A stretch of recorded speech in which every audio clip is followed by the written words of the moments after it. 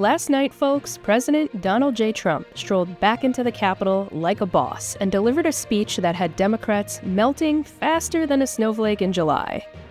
The numbers are in, and guess what? America loved it.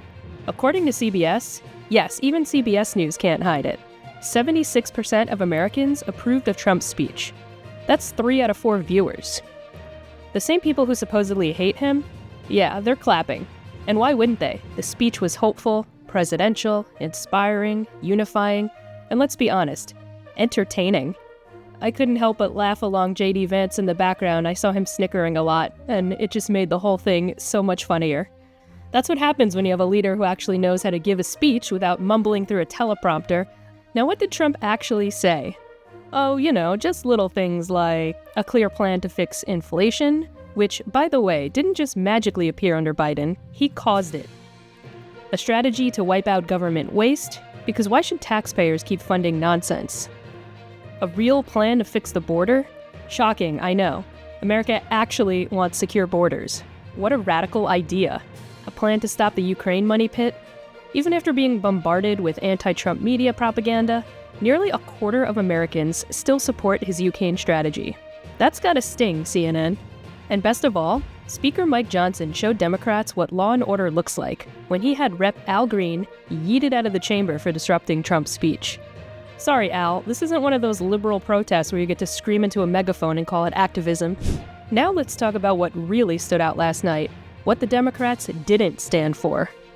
Spoiler alert, it's everything that actually matters. A 13-year-old cancer patient? Nope, they stayed seated. I guess supporting a child fighting for his life doesn't fit the progressive agenda. Honoring Laken Riley and Jocelyn Nungare? Not interested.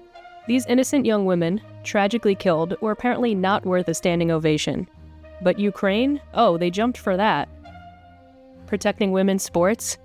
Please, you think the party of men can get pregnant is gonna back actual biological fairness? Not a chance. Deporting violent criminals? Of course not. Gotta keep those sanctuary cities well-stocked, huh? Tax relief for Americans? They'd rather take your money and funnel it into their pet projects. Eliminating drug cartels? Look, Democrats barely believe in policing anymore. You think they're gonna clap for wiping out actual criminals? And a path to peace? Too much common sense. The only thing they stood for, as I mentioned, was Ukraine. Because God forbid we focus on America first.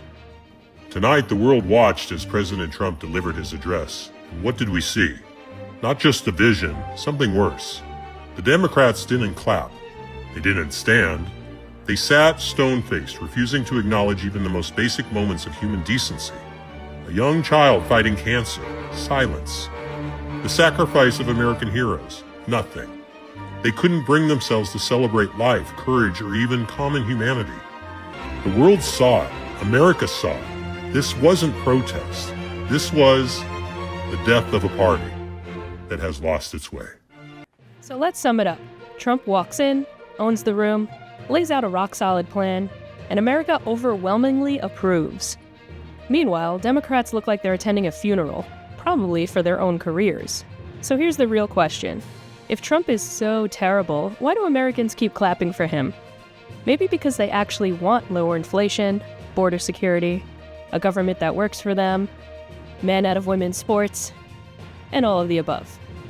Stay tuned, folks. The 2025 political circus is just getting started, and Trump's the ringleader. See you guys next time.